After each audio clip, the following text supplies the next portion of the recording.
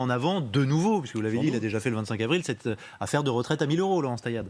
Oui, alors effectivement, Minimum. bon, ce sont des éléments de langage, hein, on l'a bien compris. C'est 1 000 € si vous avez vos annuités. Donc en fait, Tous vos trimestres.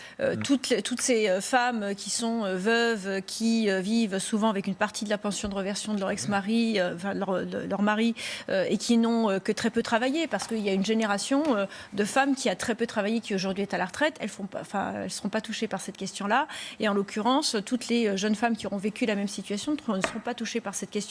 Donc pour moi, on est quand même face à une situation aussi de précarisation des femmes qui n'est, à mon sens, pas prise en considération.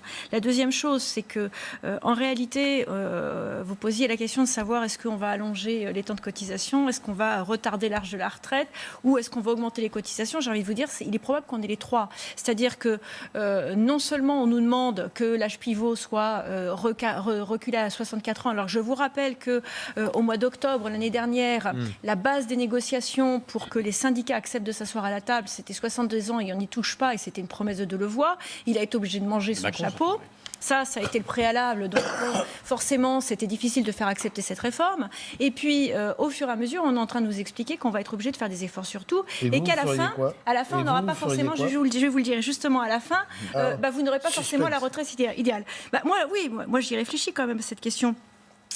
La question, c'est comment on fait pour augmenter en réalité les cotisations. Pour augmenter ces cotisations retraite, peut-être que ce qui serait intéressant, c'est de négocier une augmentation des salaires par l'intermédiaire du reversement des charges patronales dans les salaires. Pourquoi ?